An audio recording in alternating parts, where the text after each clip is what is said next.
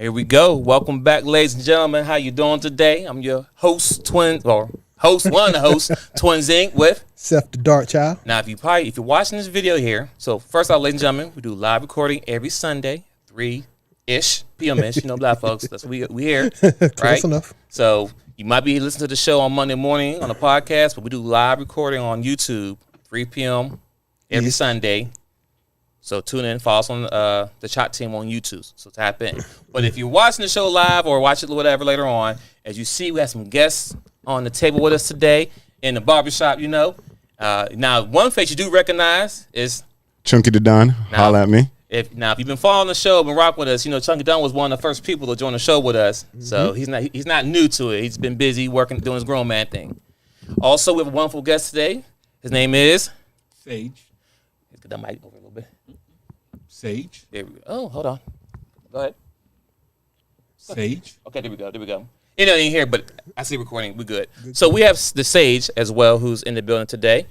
So, as you see the topic, some of y'all might be triggered already from last week, but hey, here we are.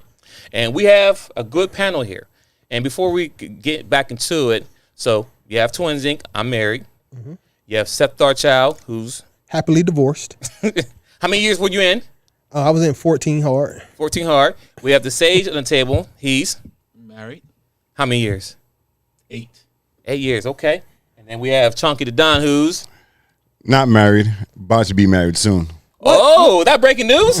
Breaking news. Oh, hold up. Wait, we've not done our job at all. No, we right. God. So, ladies and gentlemen, see, so I'm glad he said that, right? Because he, like I said, he been here with us in the beginning, and he listened on and off. So he's still getting married after everything that we're saying. We're not saying you shouldn't get married. We just give you all the information laid out in front of you so you know what you get into. So if stuff do go south, then you know. You can't be like, dang, Wayne, you never told me. Wait a minute. I told you multiple times on the show. I gave you everything because everything wasn't taught to me, and I'm learning as I go. Not saying I'm happy. Not saying I'm not happy. There's things you learn as you go. It's just knowledge, and I'm passing knowledge on. So if it doesn't apply, let it fly. Right? Yes, sir. All right, so we get into it right now. So this is part 2, and now if you pay attention from last episode, right? So if you didn't watch episode 1 or part 1, go back and watch it and come back to this, because we had 3 documents, but guess what? We have 4 documents now. So Exhibit A, the one piece of paper, is the marriage license. Exhibit B is a car note. Exhibit 3 is about maybe 200 pages of, or maybe more, of a mortgage papers you got signed, right? And then the last page, this is one that Seth the Dark Child brought into us. What is that? What you got with her, sir? That is my divorce documents. Everything from being served at the front door to finalized. And also, and you may not be able to see it right away, so close, but he has a stack of papers, but also he has a jump drive. That means that's more documents, more papers to sign. And as we talked about in the first episode, that one piece of paper up front, which is the marriage license, can cost you everything. Yes. That one piece of paper, not the page, this $27,000 here, you can lose it and still get it back. This house here that may cost $200,000, you can lose it and still get another house. But that divorce decree and not marriage license can cost you everything combined together, and your kids, everything, your peace, all that stuff.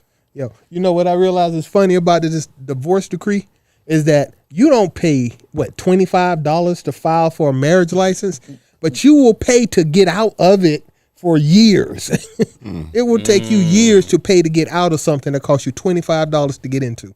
Now, we did kind of break down a little bit math on the average guy. We ain't talking about the Dr. Dre's or any famous people. We're talking about the average person who's been working from the early 18s or 20s who had a 401k stable, right? And 7 days after the divorce had been final, once the judge says, boom, here's the verdict, 7 days. Within 7 days, the woman that you were married to, and man, it goes both ways, right? Yeah, it's the person who makes the most money. It's the most resources. It's definitely the person who makes the most money, right? But this is a man's channel, so right now we're talking for the men. If ladies don't like this, you can have your own show, and I'll be glad to join XYZ, but we're talking to the men today. This is the barbershop. This ain't the salon. Big difference. But most of the time, it is the men who make the most money because we're taught at a young age to provide, protect, lead. Just the basics. As a young little boy and you become a man, these things you do. So within 7 days, a woman could walk away with easy $700,000. Within 7 days, tax-free. Yep. Because if you have a house and there's equity, a check is cut there. Yep. Simple as that. If you have a 401k and you've been working since you were in your early 20s, she gets half of that. Point blank, period. Yep. And I know some people got over $1 million plus, and the average working dude, because you've been saving money for 20 plus years.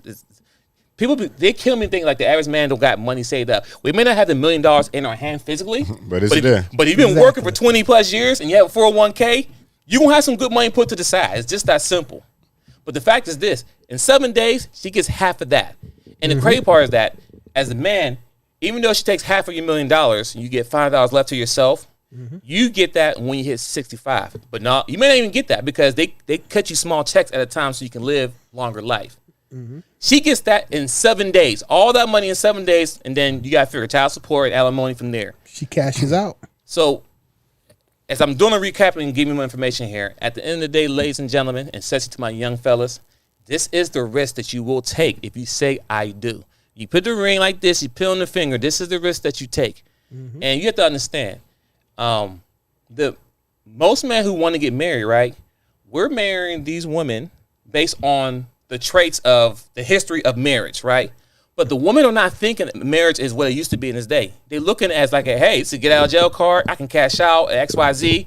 If I'm not happy, I can just leave because I want to. And I'm sorry, you can argue me all you want. 60 to 70% women are leaving marriages. And anything that we may say, nothing's absolute. We do have men who do leave their wives. I know one right now who is a breadwinner of her house, right? And she's going through the ringer now because the guy wouldn't take all her assets in XYZ. So it does happen both ways. But I'm speaking majority of the time, it's usually men who's getting drugged through the dirt. Yes. And no one cares because no one cares about men's feelings or anything else. We got to, you know what, figure it out afterwards. No, we're machines. That's what it is. We ain't got no emotions. Sorry. Yeah. And people do care, bro. Because that you give a woman $700,000 and that's $700,000, fantasy money, right? That goes right back into the economy. You give a dude $700,000, that might be a business, that might be a house that might get purchased, or he might just save it because he don't need to spend it. Give that same amount to a woman, and there will be red bottoms and Birkin bags. So it's a reason they don't want to change it, even though everybody know it's dirty. And before we have the guests and anybody jump in, Seth, go ahead and give us a little more detail on the process, or you don't got to get everything, but the divorce, because I'm not there, so thank God. But I mean, you don't never want to be here. No, don't want to be there. Listen, okay. I'm gonna try to figure out. But let the people know what could possibly happen. Well, no, okay. The risk, gotta know. You know what? I had anecdotal evidence. So I had a conversation with a young lady today, old friend, and we were talking, and I was explaining to her what happened with the breakdown of my relationship, right? And it started out basically we was in love. We were young and dumb, right? When I proposed, I promise you, the idea of what would come with being divorced never crossed my mind because I didn't know what I know now. What you know now? That the average marriage only lasts 7 years, and that women, even though you know it, you don't know it, that they do get a severance package. If you as a man do what you are supposed to do as a man, take care of your family, protect, go to work and work hard, you will accumulate assets that you actually don't have access to while you're married. You don't have access to the equity in the house if you're living in the house, because why would you want to take out a second loan and cash out the equity for no reason? You work hard for your 401k.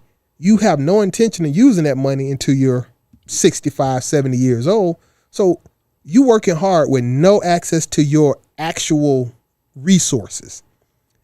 And I didn't know that when I got divorced, I didn't understand, nobody taught to me, that all the resources that I've been building up in what I thought was a happy marriage, the moment she wants a no-fault divorce, meaning I'm not happy, you're not there for me, blah, blah, blah, she can cash out once again the half of the assets. So, and she will have full access to half of everything you work for, and your dumb butt still can't touch it, whatever you got left. until you 70. I mean, if you make it to 70. yeah, I don't even know why. And if you find a woman who dumb enough to marry you who makes more money than you, which doesn't happen often, it does happen.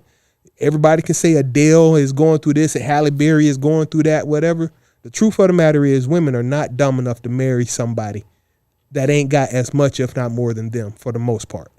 So when they cash out, you'll be struggling to get back and they'll be driving a much better car than you based on money you gave them because you were a good man. It's a sucker move. So that's how I feel. I don't know if I answered your first question. I mean, you kind of hit on it. You hit the nail on the... It's really about giving the information and putting out there. So, fellas, y'all can jump in anytime you want to as well. You know, Yeah, ask any questions too. With like I'll say this.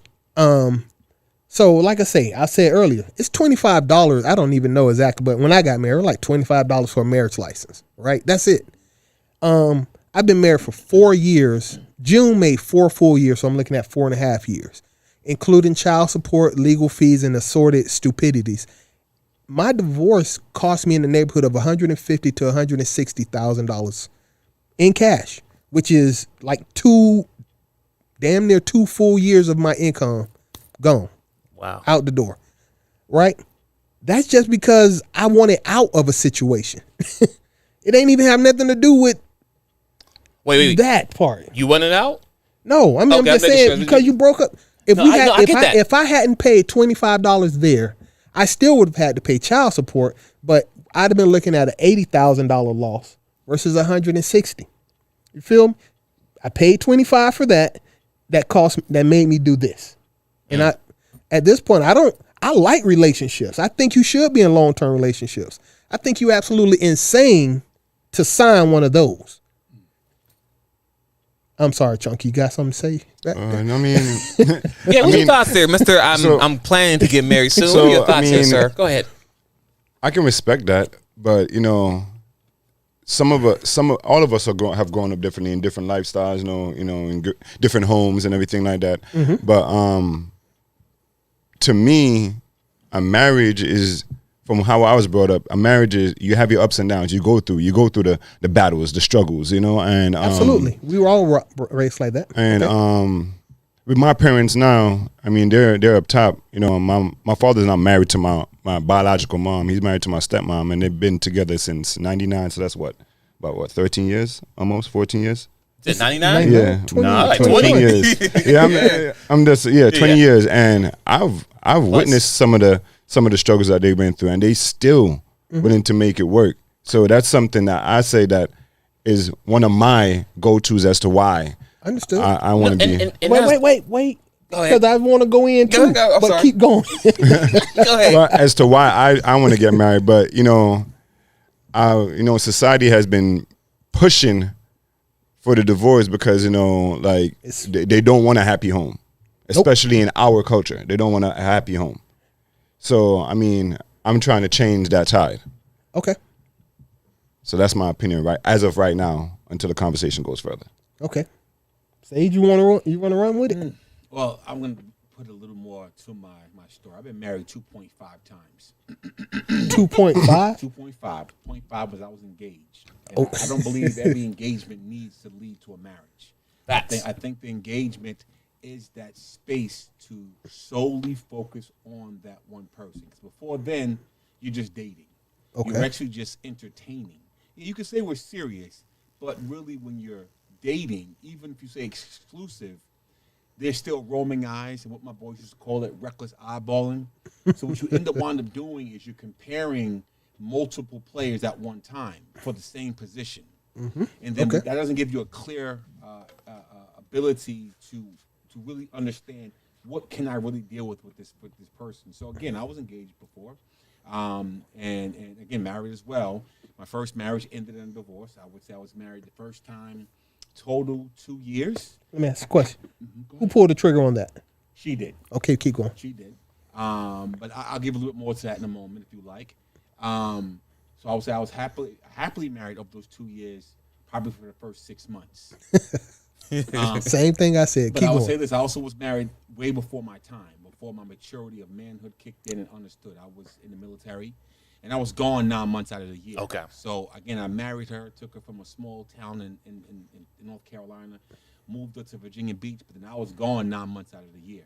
So I can imagine me being gone, and just all hindsight. Yeah, newlyweds and all that. Newlyweds. We had Yeah. a new child. She didn't have a support system, so she wanted to go back, around her family. Yeah. So again, I'm not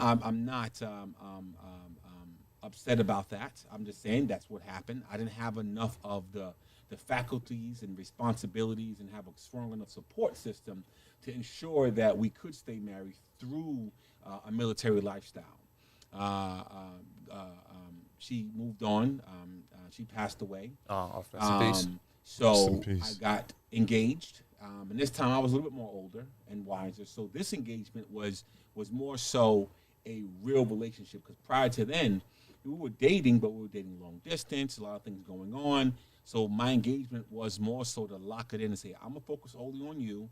You're going to focus solely on me. Again, at the end of that, I'd say first year, about first year, I decided I didn't want to do it anymore.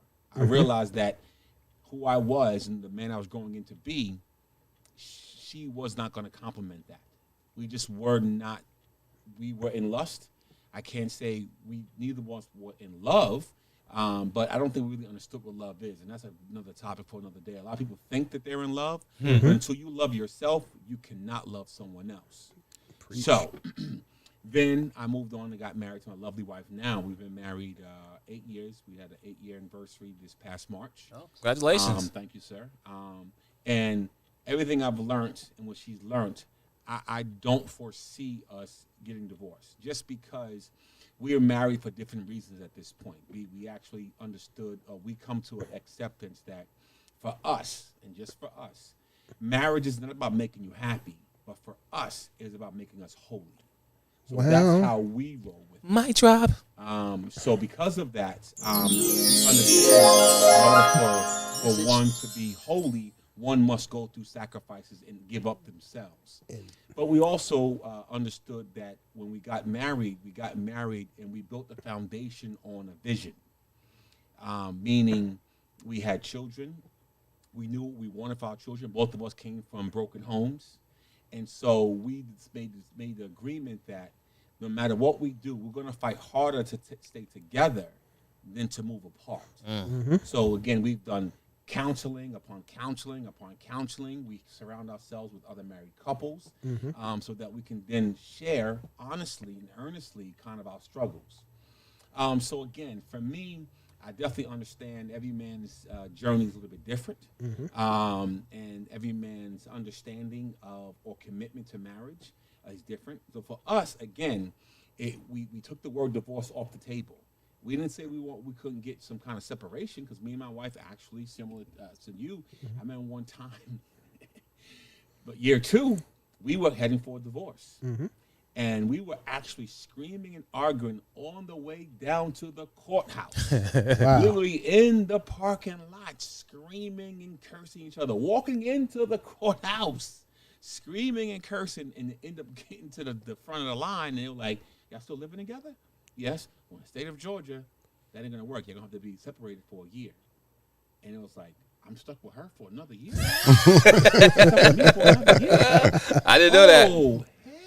Heck no. But then that was okay. That, again, for us and our faith walk, that was the best thing for us. Right. It gave us another opportunity to say, okay, if we're going to have to do this for a year, let's really try to do something we haven't tried to do before. And that's when our faith walk began to kick up for us. Because we got married in the church. We didn't do the justice of peace. We got married on our faith foundation.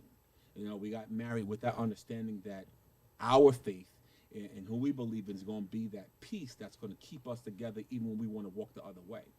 So because of that, that's where the question that was posed to us, and what I said earlier, in the group of married couples, the leader said, okay, I know you guys are unhappy, but what if God never intended marriage to make you happy, but holy? And made us look at each other, and we thought about that. We drove home in silence and thought about that some more. And it really changed our paradigm about happiness, because happiness is a fleeting emotion. I could be happy today and not happy tomorrow. I might not be happy next week, but happiness will come back. depending on what I'm willing to do to become happy. So for us, once that happened, and we begin to reshape our understanding or accept, I'm saying understanding, but really acceptance of this is a marathon. And this marathon is not going to be filled with happiness. It's actually going to be filled with more hurting. If anybody ran a marathon before, your sides hurting, your pains hurting, Feet, back, hurting, everything. You get a headache, you're sweating profusely. You wonder when this is going to be over. Never. But for us, again, we decided that we wanted to be married 30, 40 years. We've seen those marriages, and we wanted to be there. Yeah. We knew that was going to take time for us. Again, infidelity is not one thing that we tolerate. And I'm going to put a disclaimer out there. I told my wife one time, if she cheats on me, let's say, God help her. And God help him. Because I told her this to her face. I'm not going to put it out here on the airwaves, but anybody understand what I'm trying to say? God help her. God help him. Because I wouldn't do that. I'd rather you say you don't want to be with me anymore than step out on me. So we made that was never going to happen in our marriage, right? And we took divorce off the table. Once we understood, it's not about your happiness, right? But we have a legacy. That's key right there. Right? It's a legacy we're trying to build. And no legacy that is built only on happy moments. It's actually through the adversity and trials and tribulation that legacy is built upon. So really, for us, although we don't like the adversity, and we have times where it's like, man, why did I commit myself to this? But it was the vision and the mission that we're trying to accomplish. Again, like the brothers have said, most marriages and numbers don't lie. Men lie, women lie, numbers don't lie. Facts. They don't lie. 60 or 80% of marriages end in divorce, especially in the minority community. Right? And I'm gonna give another piece to this. It was an ancient Asian or Chinese proverb. It goes like this, and I heard it from a client of mine. He said, in a broken nest, there are no uncracked eggs. Me and my wife understood that we were cracked eggs. So we couldn't expect for perfection and a certain type of love for one another because we were already cracked. So we had to extend grace and mercy to one another, even in those times we didn't want to. Again, minus infidelity, because that is a willful act. You don't just fall up on the stuff. Yeah, I just fell up on it. I was drunk. No, we don't play them games. Okay, we are adults here. We're not children. So that right there for us was non-negotiable. Now, I'm not saying people don't grow apart, but I think people, for me in mind, people grow apart when they stop trying to grow together. So again, I'm gonna stop on that note because I can go all day. But any questions, any comments, I'm pretty much an open book. Have you ever watched Kevin Samuels? I'm not familiar with that, John. Then, brother, you are preaching his word. I'll give you seriously. That part about the happiness, he talked about that a little while ago, and that's the same conversation I had because I was looking at Will and Jada. You know, real talk. I love that. See, that's why we're having this right here because I'm negative. I didn't have anyone to say the words you said when I got married. I went into it thinking I had a job to do as a man if I get married, and I really should have I stayed married 14 years. I really probably should have got divorced 4 years in. But I did what I had to do. It affected my weight. It affected my mental health. It affected all my health. I was still trying to be a father. So when she finally pulled the trigger, I'm pretty sure she was done before I was done. But the benefit of staying married outweighed the benefit of not being married. Either way, if someone would have explained to me that it ain't her job to make me happy and it ain't my job, which I damn sure did my best to do, was to make her happy. We were never working on the same sheet of paper. And when she decided her happiness was more important than staying together, we got divorced. We can talk about everybody got their own stuff like cheating. I'll be honest with you. I don't even look at cheating like that. I was unfaithful for a significant amount of time, but it was because I had problems at home. Instead of communicating what I wanted, I did self-medicate, and so I felt guilty for that. I carried that burden around. Turns out that, you know what? Sometimes what's good for the goose is good for the gander too, right? So you think you got an angel at home and both of y'all devils. It happens. But I was still trying in the face of brokenness to state. Once again, when she pulled the trigger, I was like, I fought and argued. We discussed and talked, cried, up until I got the knock on the front door and I got served. The moment I got served, I was done. We had already been separated for a while, but 90 days after getting served, I was divorced. And I have yet to ever have went back and be like, yo, I made a mistake. I realized that I didn't know what I was doing. I hurt myself to do what I was taught was right. And girlfriends are better than wives, because if as a girlfriend, for me, at least I know she's there willingly every day, for better or for worse.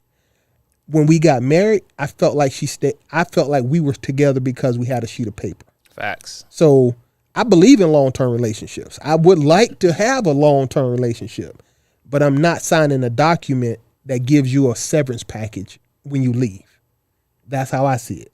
So like I said, I don't disagree with you. I disagree with marriage. I don't disagree with nothing else you said but marriage. So why not do the prenup?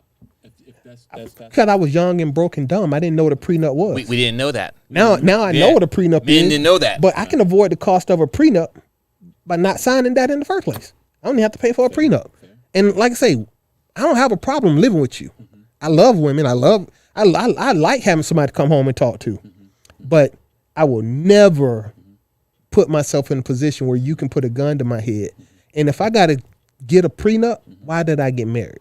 Not because it's not a good idea, but a prenup says you won't do this, and in case you do this, and we're going to mark it all out. You can just be my girlfriend, and when you decide to break up with me, you can just pack your stuff and leave. So you basically saying like a prenup is like a business deal.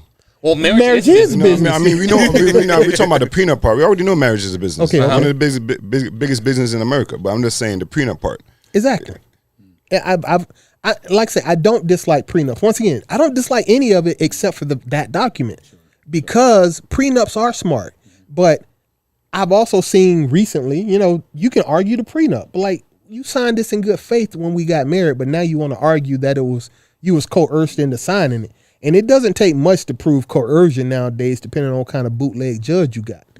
So, once again, I'm not arguing it. I'm just saying that for my kids, it would have been better for us to stay together. For the amount I paid to get divorced and the amount I paid for you in child support, that was my children's college education. It's cashed out. When they go to college, I don't have it to give. And what I have worked to build up for myself, I'm in a position of feeling guilty for wanting to spend my money on me. You left me and cashed out when you left. Now my kids have got to go to college, and I have to sit there and think, damn, I really would like a Tesla. But I got to pay my kid college tuition. I could have saved for his college tuition if me and you hadn't got divorced. And what, did you save any of it? No. No, why? Because it is big business. It's marriage. Okay, I'm take it up here economically speaking. Marriage isn't pushed in America for a reason, because single people spend more than married people. Women spend more frivolously than men. You take them out of a relationship with the man, they spend even more recklessly, right? And if you take them out of a relationship with a man and they spend it more recklessly, how do you get more resources into that person's hand? Child support, alimony, for all of this, all of that money goes directly into the economy. It's not in America's best interest to fix marriage.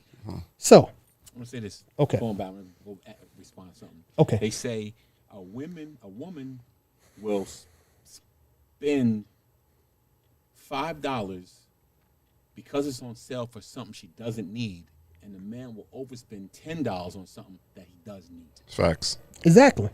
But it kind of goes into what you're saying. But I also want to go back to something else. Okay. Marriage, again, is for two healthy and whole individuals. And that's the piece that I don't know if we talk a lot of it, because I want to ask you this, brother. Okay. What healthy and whole marriages did you model your marriage after? None. So therefore, wait. Let me lie. Let me not lie, okay, because I won't say I know what go on behind closed door. But both sets of my grandparents died together. One set had 11 kids. One set had 8 kids. Sheesh. I had a lot of aunts and uncles. But on my mother's side, my aunt stayed married her whole life. She's still married to my uncle now. So that's it. 11 kids, one marriage. On my father's side, 8 kids. My aunt, one aunt stayed married to my uncle on that side. The rest, I'm be honest with you, that generation trash, and that's my mom's generation. Well, they raised us. It was plenty of children. I got a gang of cousins. I had 2 marriages out of 2 generations. Out of 19 possible relationships. And both of those were women marrying out of the family. Out of the family. So, so you didn't have a man role model to teach you how to be married. Exactly. Things that you should do in a healthy wise. Now let me give you anecdotal evidence just for myself. My cousin, which, with age and all that, I called him uncle for years because he like 20 years older than me, but cousin. He never married his baby mom, but he stayed with her until she passed away. And I mean like 30 plus years. So I knew, and all the ups and downs you said, I saw exactly what it took to be in a relationship for 30 years with somebody. I did that. I was like, my uncle didn't walk away, and he had plenty of times he could have just not came home. And I can do this. It's hard. I'll tell myself, I schedule myself 4 hours of sleep a day because I had to work 3rd shift. I had another job. I had to take care of the kid while my wife was at work. 4 hours of sleep. That was it. I wasn't like, okay, I'm gonna go to bed at 8 and get it. No, I went to bed at 3 o'clock in the afternoon. I got up at 8 and most likely before that, worked all night. I ain't go back to sleep to 3 o'clock next afternoon if I was lucky. 4 hours of sleep on average for years because that was the price I paid to be married. At the same time, I'm listening to my wife at the time complain that I ain't there for her. This goddamn formula doesn't pay itself. The bills don't pay themselves. Somebody has to pull this load, and I'm the man. I did what I thought was right. But doing what I thought was right and damaged the relationship because it would have been better if we communicated better. I don't know how to communicate better if I'm here to sleep. So it was complicated, right? And divorce off the table, it was never on the table for me. I didn't know. I knew I could get divorced, but why did I get married if I was going to get divorced? Right? I have a question on that. You said there was infidelity on your part, so you were having your cake and eat it too. Absolutely. So when you throw that in there, when you throw that in there, it wasn't like you were suffering. Nope, I'm not. You didn't hear me complaining. I know it was bad, but this is the price I paid. It is not for everybody. This is a disclaimer. I'm not an angel, and I do not profess to be one. I'm saying that I had needs. I'm stressing at work, and this person over here is giving me what I want without asking for more than I can offer. But I'm not gonna leave my wife. Like I say, I was doing the right thing for the wrong reason. Okay, But you left somebody, brother. I know. You did. That's what You did. I'm not, and I'm not complaining. Yeah, but you sort of are. I'm gonna Okay, call it. okay. That's what we're talking about. The $180,000 Okay, cost. So okay. you technically sort of are complaining by saying, because now you have a disdain for marriage because of how your marriage ended. But then we got to look at the domino effect of the parts that you played. So it's almost like this. Me and my wife talk about this. Okay. A new thing we talk about, new caveat we put out there. You cannot cry victim to a circumstance you created. Fair Let enough. me say something. Okay, let me ask a question. Set the dark child. So when you did step out and have infidelity, right? Yes. Why? Why? Yeah, why?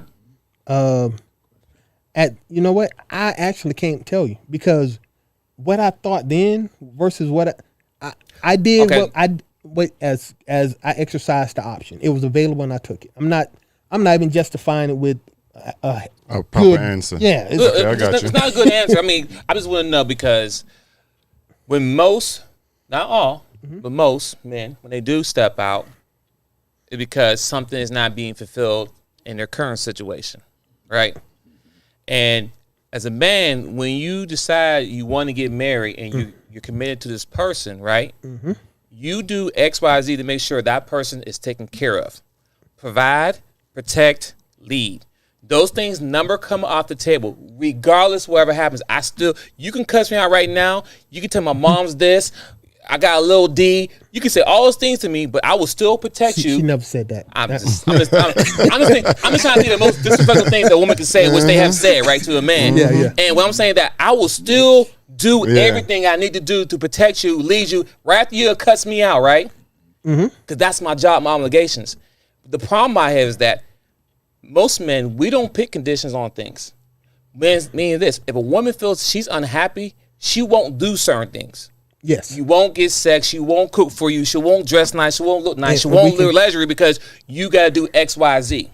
So my thing when it comes to the marriage thing is this: if I'm going 100% and try to maintain my basic minimal things to do, you still didn't make sure I'm taken care of. Like, I shouldn't have to ask you for sex. I shouldn't have to ask you to wear certain clothes to look nice sometimes. You should be taking my D anytime. Most men, especially when I'm gone most of the time. When I get home, you should be naked at the door. But most go men, ahead, I'm sorry. Most fellas that I talk to never said when a wife offered them sex, they're like, "No, not tonight, babe." Trust me. Wait. But I'm gonna be honest with you by that statement. Yeah. About 4 or 5 years into it, yeah, you can turn it down easy. You're like, nah, babe, I'm tired. Because sometimes you disengage. But the thing is, that's different. Hold on. How did you get disengaged? That's what I'm getting at. Hold on. I'm never disengaged when it comes to the wussy. You think? Listen. That's why I'm having this conversation right now. I'm never disengaged. Whoa. I got a brother. I'm gonna tell you this, sir. I got a brother. My brother went to the doctor. He was diagnosed with ED, erectile dysfunction. ED. It's a mental thing. My brother, like, I just can't do it. He was married. He's still married. He couldn't do it. But he met a girl and started cheating. He was like, bro, ain't nothing wrong with me. I just hate my wife. Okay? So yeah, bro, you can, at one point, that's all I'm getting at too when someone does step out, right? Because I had conversations with multiple people, right? And women say, well, he shouldn't cheat, he should this.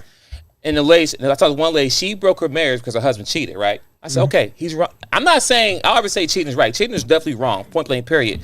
But the question I asked for, I said, did you ever find out why he cheated? No, I didn't care, it doesn't matter. So what's going to stop you from doing the next thing with the next man you meet? And it happens the same way. Because you don't know what he was going through, what happened at that time. No one, like you said, no one slips and falls in it. It's usually the build up conversation and lead to one thing, then it happens. But my thing is this, what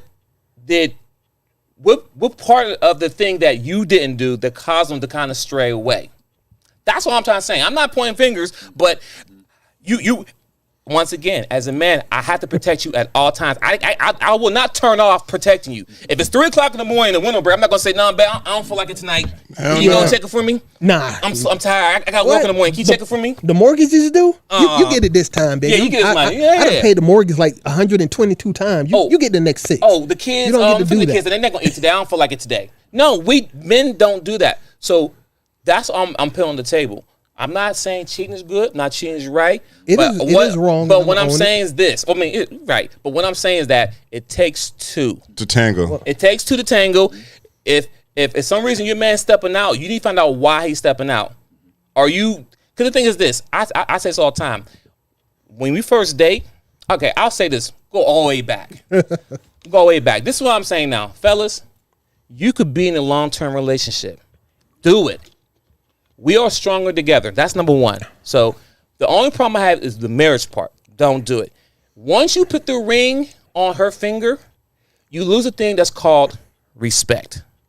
Just that simple. In leverage. And when I say in leverage, but when I say respect is this. When I was single, I never had to deal with a woman arguing with me, cussing at me, getting loud with me. Now, did it happen? Disagree? It sure did. But guess what happened? If I'm out in dinner and we having a conversation, you get mad, you can get all slick and talking in the mouth, I will leave you at that table right there. I'll be like, check please. I give him the money and I walk out. You ain't take me home? No. I don't know who you talking to. No. You say it right here because there's a level of like I'm not saying I'm the God's gift to earth, right? I'm not saying that. But I'm saying that if you're going to talk to me like that, I don't need to be with you because I can find someone else who's going to treat me and talk to me different. And I understand, are we going to argue? Yes. Are we going to fight? Yes. Yep. But do we have to do it in public? Do you got to disrespect me in front of friends, family, and strangers? Don't do that because I'm still a man. So what I'm saying, once you put that ring on the finger, that respect level goes away, and women tend to do things. To agonize. They will do things they wouldn't do if you were single. Because if you were single, you'd be like, peace. You know what? I ain't gonna argue with you. I'm gonna pack my stuff and I just You'll leave. shelve them. You'll shelve them. And that's what I'm saying. The risk. See, I know, and I'm gonna let you. I'm gonna let you. So I know you want to go in on this. Yeah. One thing.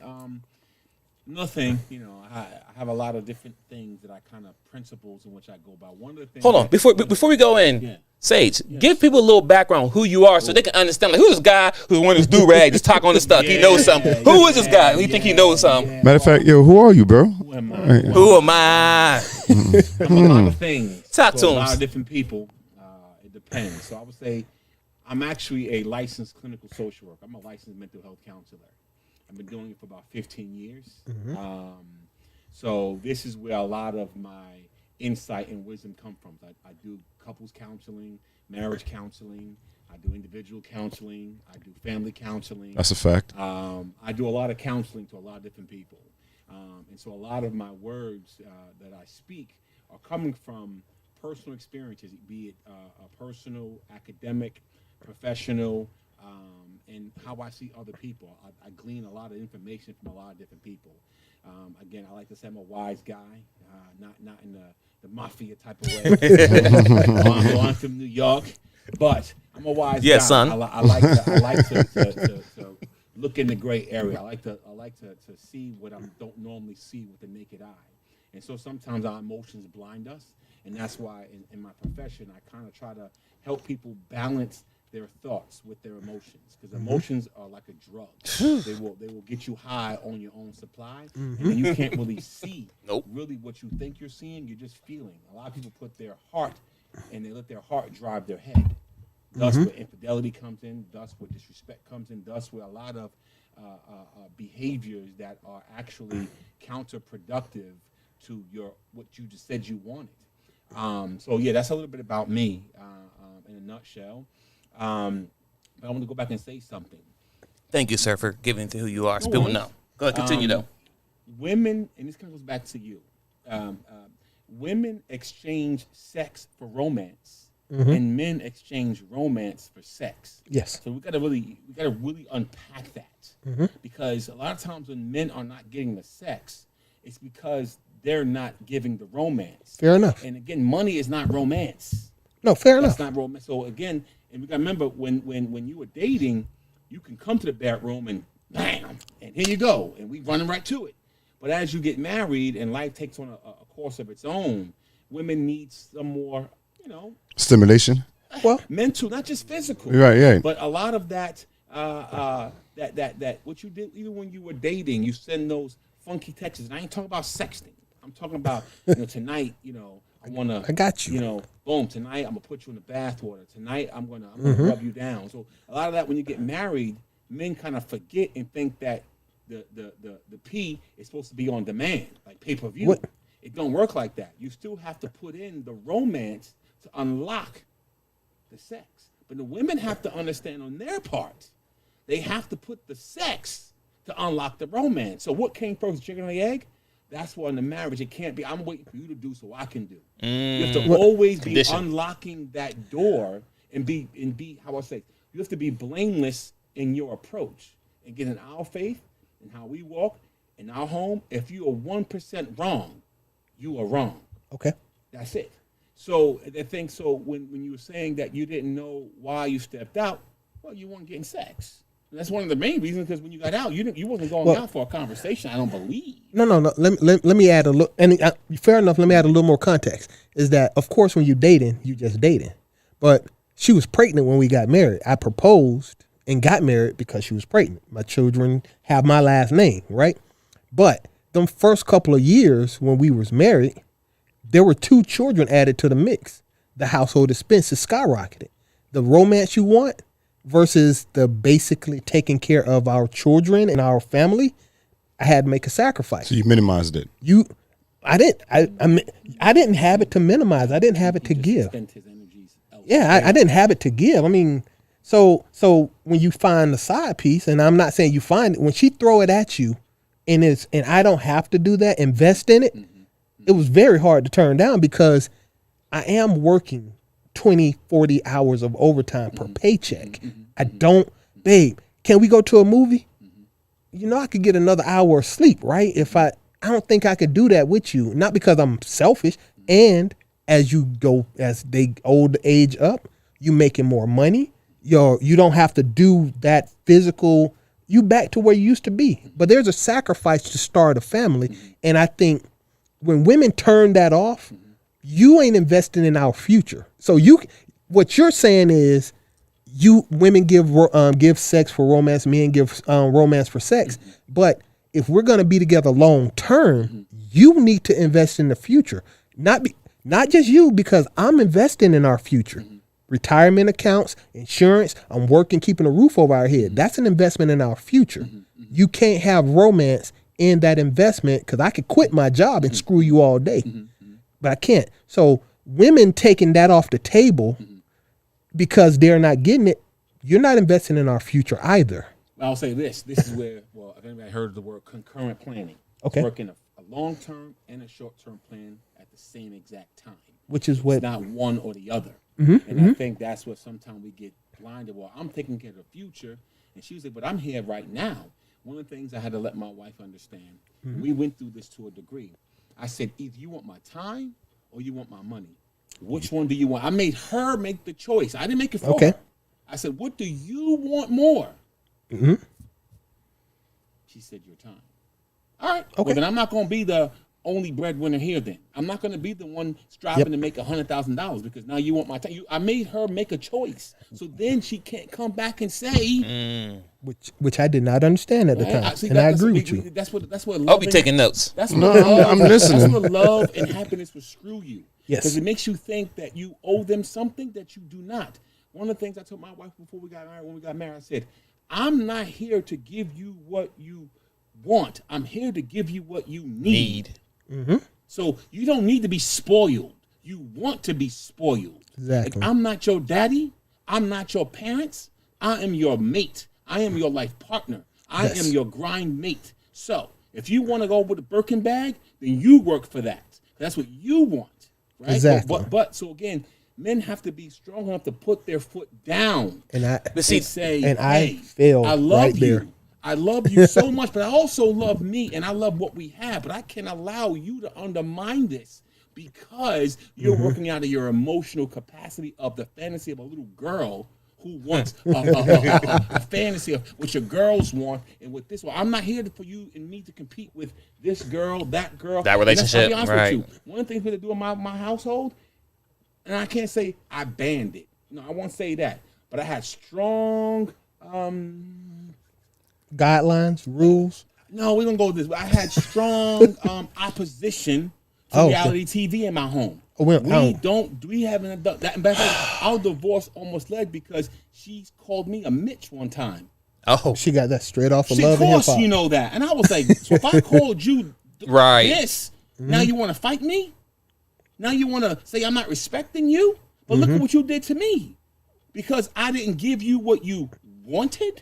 So now I'm a Mitch because I'm sharing my emotions as a man. I'm explaining to you that I'm hurt and disappointed in your actions. Now I'm less than a man because I'm explaining myself to you and giving you. I'm speaking your damn language, which is emotional language. But now you can't handle it from me because I'm speaking your damn language better than you speaking it.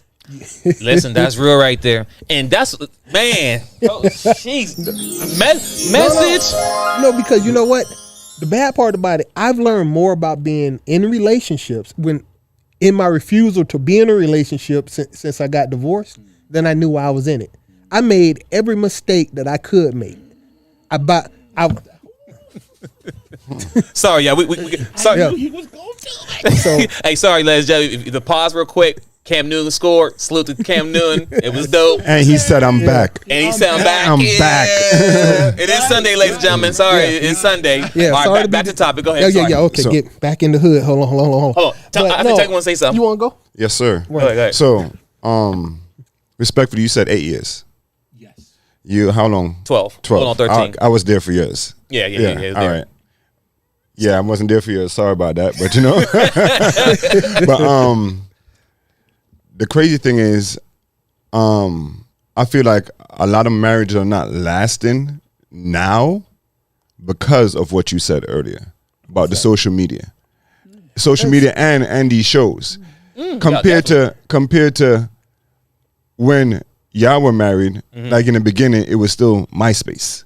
It was still Facebook. it was still Right, it was still it was still the BlackBerry phone, the toot toot, the chirps. They were still around. Yeah. Right Hey, now, I was married before text messages. now you got Instagram, Twitter, Facebook, you got Clubhouse, you got all these apps, and Shows and everything, y'all. and Yep.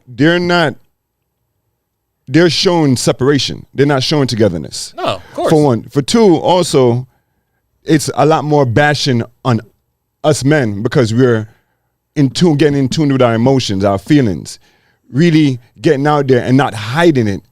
Because back in the days, if you did all this, you weren't considered a strong man. But so now that men are starting to do that now, a lot of women don't know how to handle it, and they don't like it because now they're not in control. So with that being said, with me being in my relationship right now, there are emotions. I do let my emotions, I tell my emotions, I say how I feel. Just like how you'd want me to listen, listening, reply only if it's deemed necessary. But listen to understand. There's not a lot of listening and understanding going on in these new marriages. That's why nothing is being worked out. After the first year, I'm done. I don't need that. But then a lot of them, then you go talk to my man, you go talk to my best friend, you go deal with my cousin. Like, what are we doing here? Mm-hmm. So who is really at fault at that time when it comes to something like that? Is it because I didn't do what I was supposed to do as a man? Can I respond on that? Of course. I think this goes back to marriages for two healthy, whole individuals. We got to really unpack that. Because Yes. that is it's simply stated, but it's hard to really grasp. What does that mean to be healthy and whole? Well, one of the things is, in order to be healthy, we can go a metaphor. When a man is hungry, does he go to McDonald's to get a quick number one? Or does he go to Publix, excuse my French, go to a grocery store and get a salad? Can he appraise the value of what he's putting in him? Most men don't know how to appraise the value of the woman that they say they want to be with for a long time.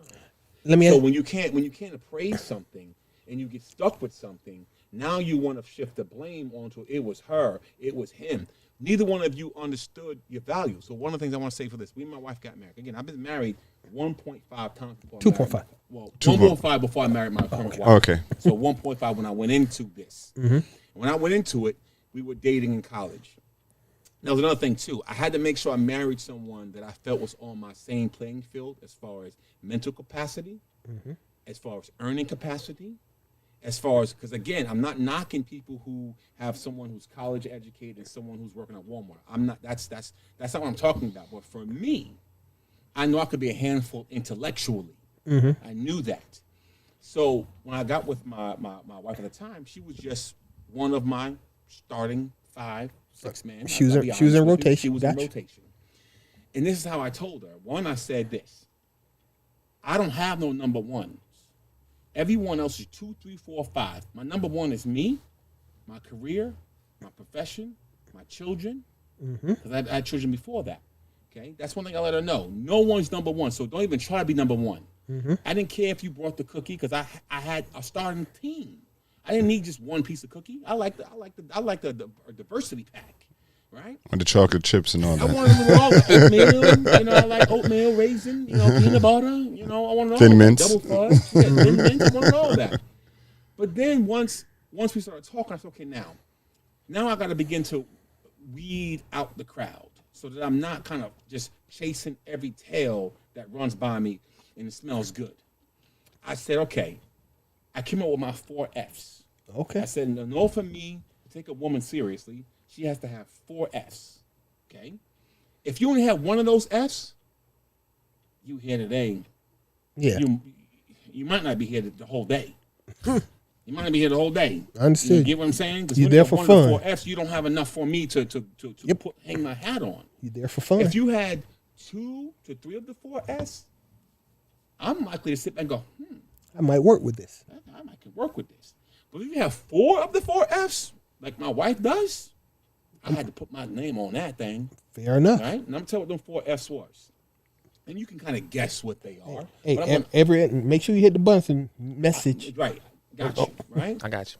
One of those is going to be, I needed a woman to feed me. Okay? Feed me was more than just, can she cook? Yep. Because a woman who can't cook cannot make sure her man is healthy. Right? Because she's going to give him a process this, process that. He's going to have a stomach out to here. He's going to have acne. Yep. He's going to have high blood pressure. No, I need a woman who understands nutrients and values.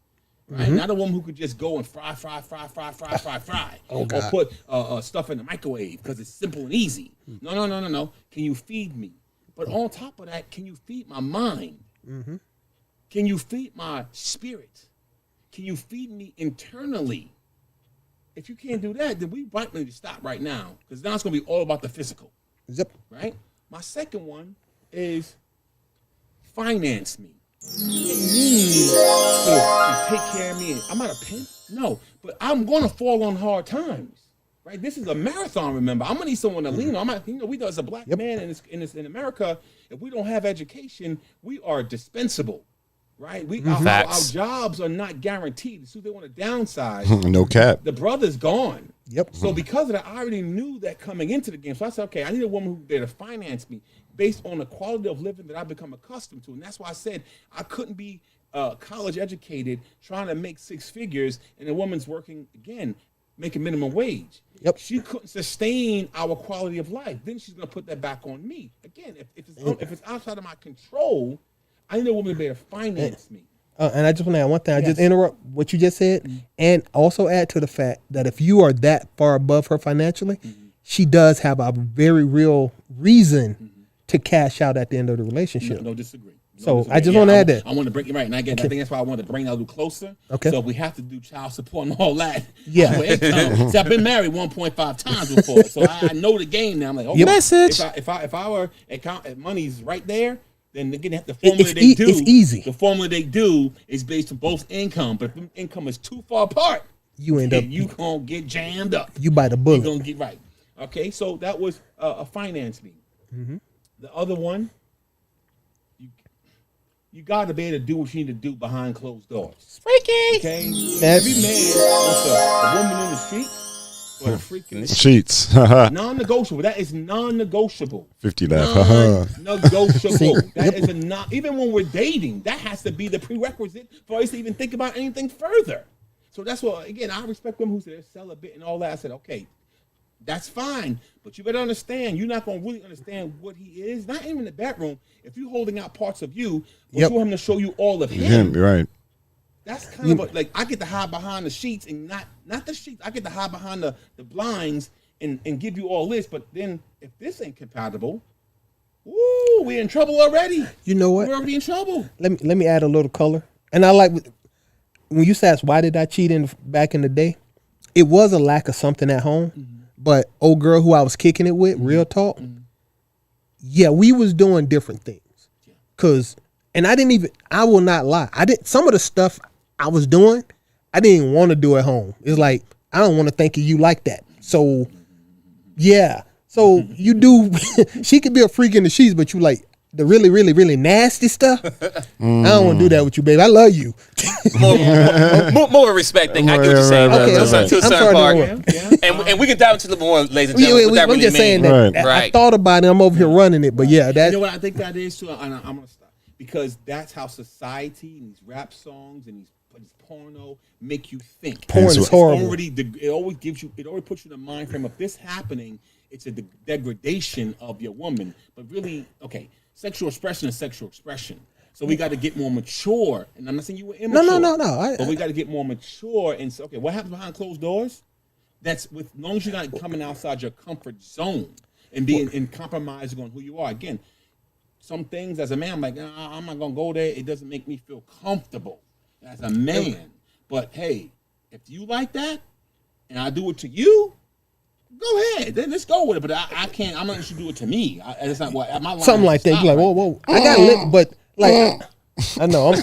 Confession. I don't mind confessing. Once again, self to dark child. You will not find me in the birth certificate.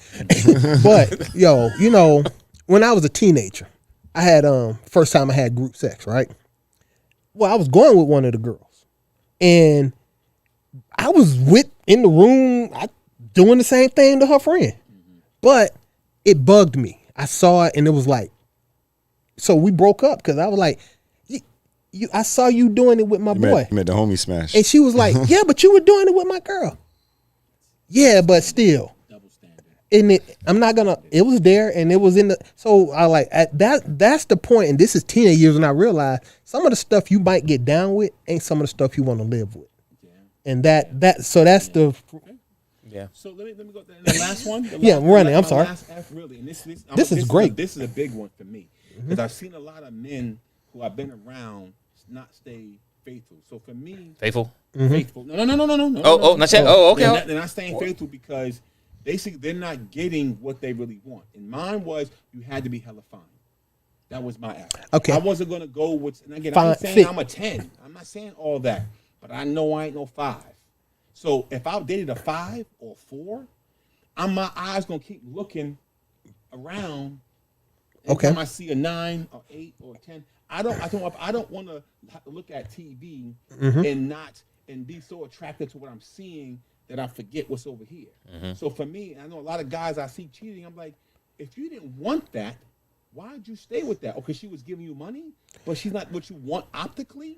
Then you're now going after the chick in the club that optically does it for you. You screwed from the beginning because now you're going to stop really giving you. Also, for me, I had those 4 Fs, and once I got those 4 Fs, I hung up my shoes. I knew at that point. Now, could I wait around to get another 4 Fs? Fine, but now I'm wasting time. I got tired of wasting time.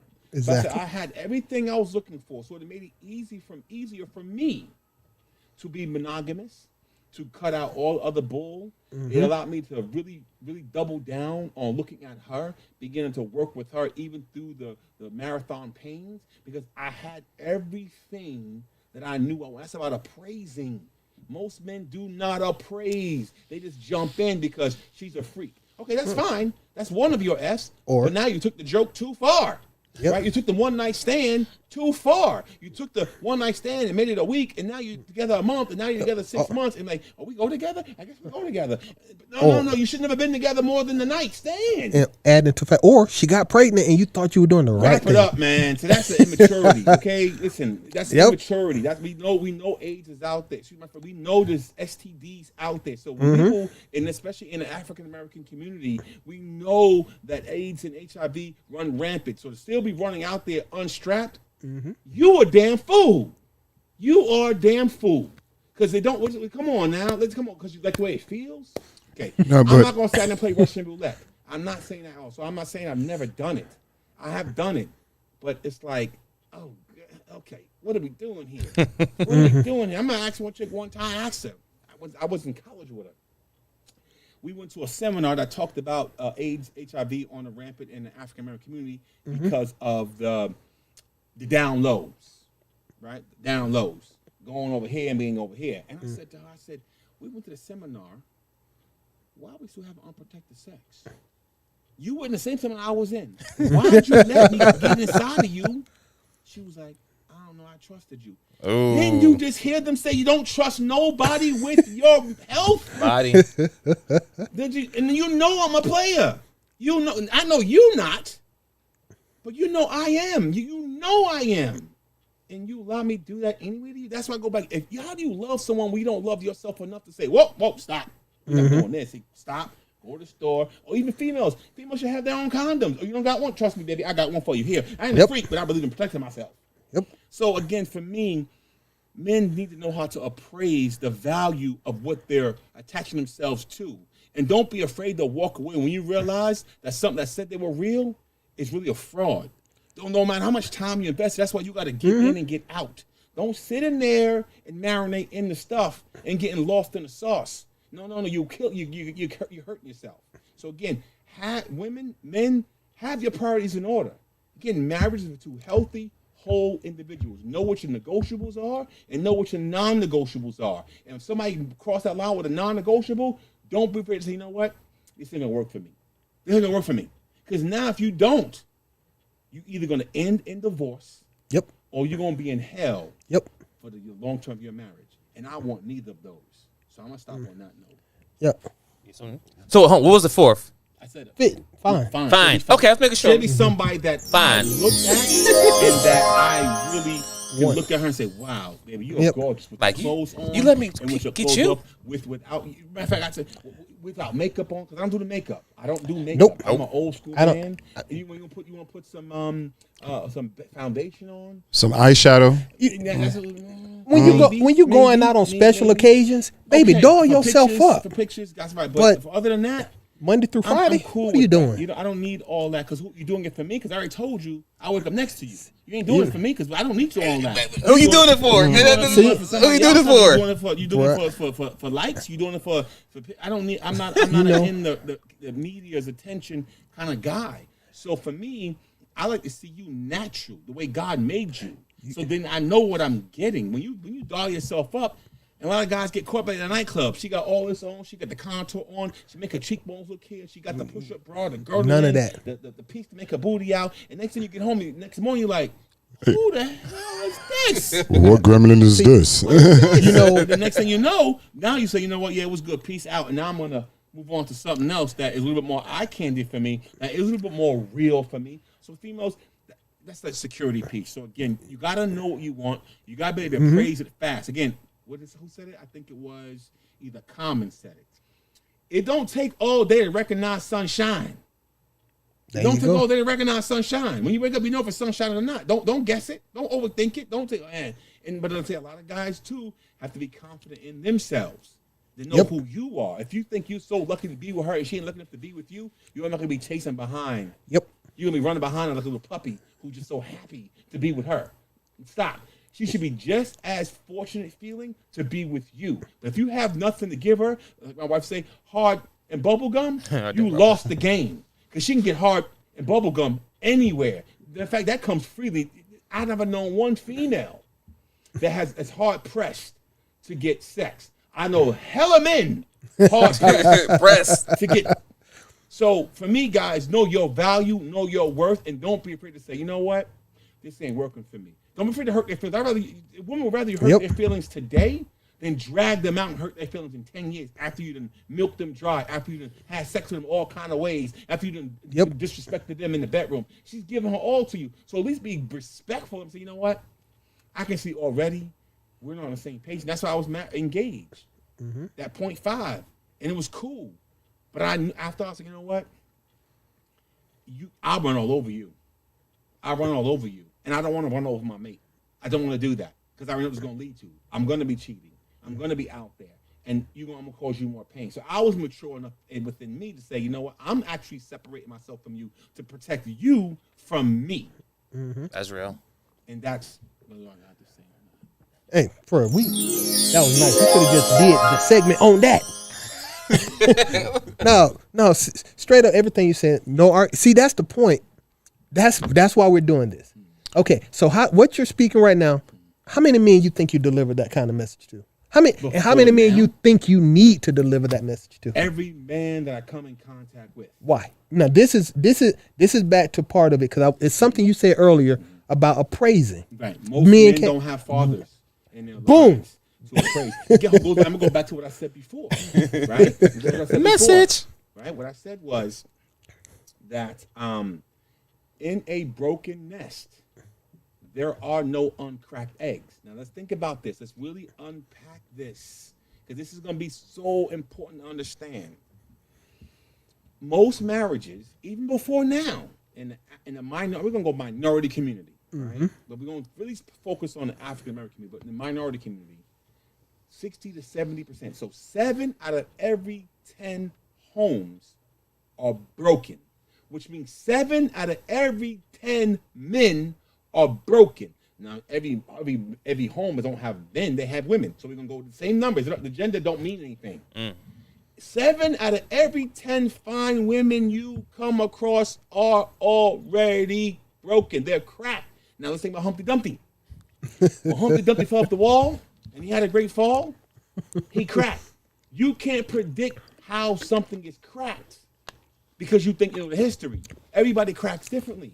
So we actually need to be more leery and scared to be committed than we are to be committed. Everybody wants to be with someone because they're insecure. We have to stop dealing with codependency, and that's why mental health coming out of me. We got to stop getting in codependent relationships. We're so dependent on that person to validate us, to make us whole. No, marriage is for two healthy and whole individuals. If you're not healthy already, you're not whole already, and your mate is not, which I already gave you the numbers. Men lie, women lie. I don't care what she tells you. Numbers don't. 7 out of every 10 male and female walking around is cracked, which means they're not whole. You guys got to understand that. Yes. You got to understand that again. You have to be whole, because if you don't, you're going to bring your crackness to your mate for them to fill that space, and they can't do that because they themselves are not whole. It's like a sermon right here, boy. Go ahead. So Pastor Gino on them. So, married, divorced. I'm divorced too. But you're married now, so Okay, yeah. complicated. Right. Right. Complicated, married. In a relationship. Yes. Right. So, do you mind holding that piece of paper right there? This one. Right. Yeah. Right. Yeah. So, apart from what has been said, can you give me 5 benefits of that paper? No, when I say the paper, I'm not talking about the paper itself. I'm talking about five benefits of the marriage.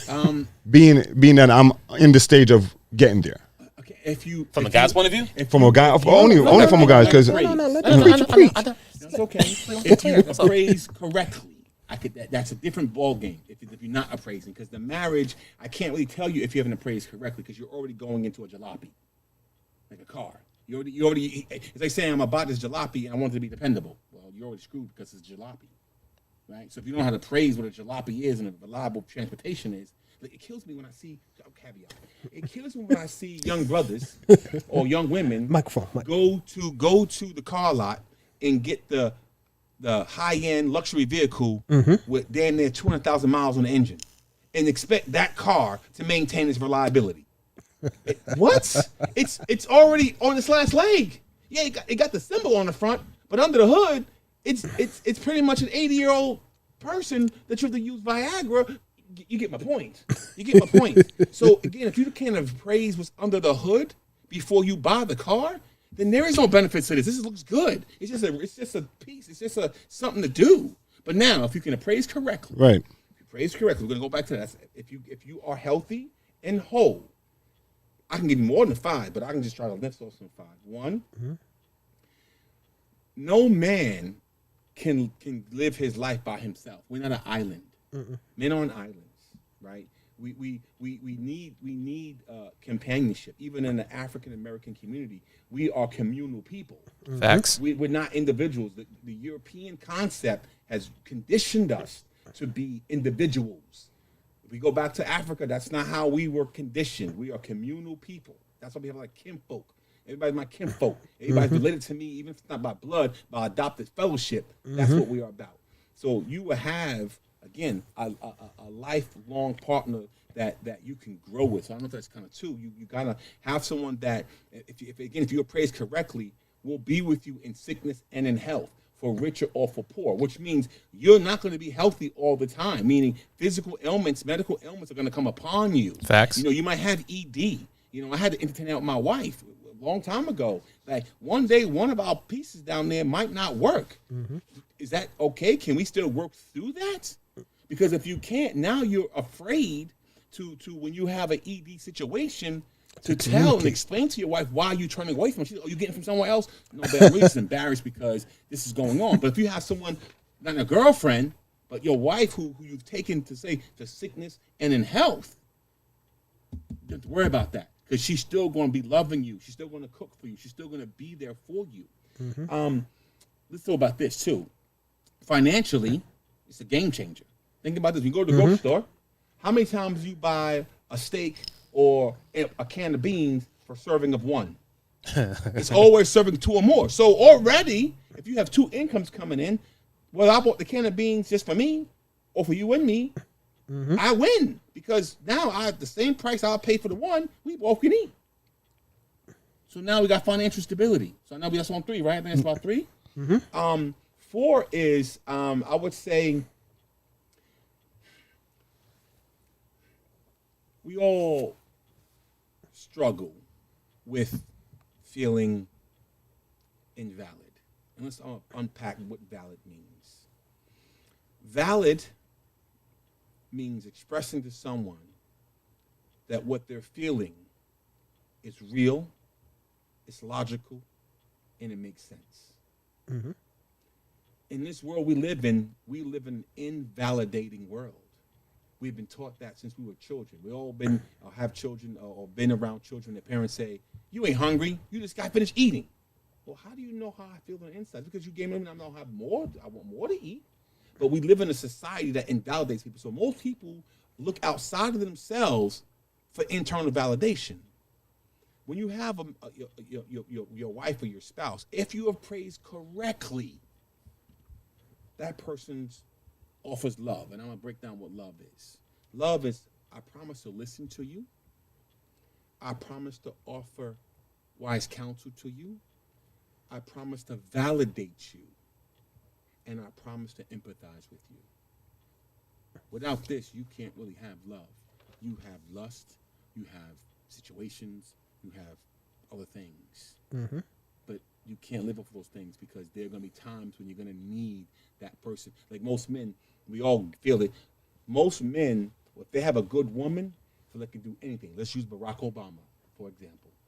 If it wasn't for Michelle Obama, I don't think Barack would have pursued the presidency.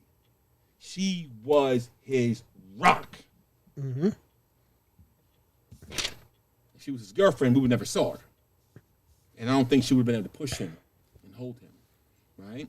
So I'm not sure if I gave you 4 or 5. I don't keep track. I'm not sure if that's 4. Hey, bro, you on a roll. Keep it going. No, keep it going because when you're done, he's going to have to give me 5, and then in all actuality, he's going to have to give me 5 based on the fact that what he has learned going forward since that. 5 Right, because I'm cynical. My thing is I'm saying I like relationship. Everything you said sounds great, but once you bring the government into it, that legal piece of paper, in my opinion, creates this an incentive to not be married. But you also said that since you've been divorced, you've learned things of what it is. So those same things that you have learned are steps that fair enough. could be used in a marriage. Okay. Well, I'm just going to give one more for the sake of I think it gave 4. I would say that the last one. So many to pick from, but really, I would say the vision. What's the vision, right? When you have a vision, it's no better to have someone to share that vision with. Again, it goes back to the companionship. No one wants to really be alone. Everyone on this world is searching for someone. I would say a benefit. I'm going to go back to another benefit of this is authenticity. Because your spouse should be, or you should allow your spouse to be your mirror. Because you can't see yourself. When you look in the mirror, you see a resemblance of yourself. You don't really see yourself. You see what the mirror shows you. Your spouse can show you because they see you. And they can really help you grow. Someone, almost like an accountability partner. Yep. There we go. You have an accountability partner. Because sometimes us as men, we get discouraged, like women. It's hard. We get unsure of ourselves. Hard being a man. But when you have someone who can hold you accountable, not in a negative, but to say, baby, this is who you said you were. Remember, this is who you said what you're about. Remember, this is what you said this is what you're living for. So sometimes we forget who we are.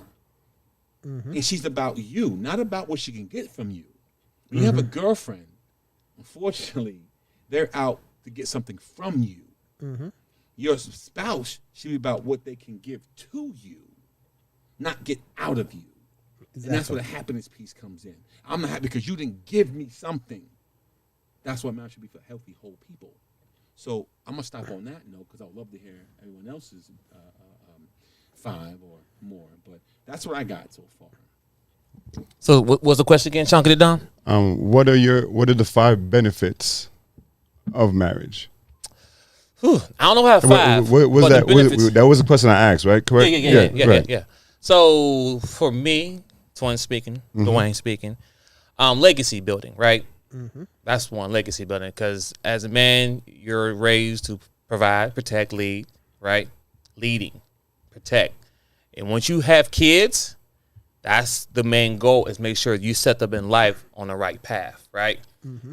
Whatever I do now, for example, the podcast, right? Never know, this may get caught by any type of sponsor, it could blow up, right? It's not called the Dwayne Show. It's not called Twin Zing Show. It's called Dachopteam.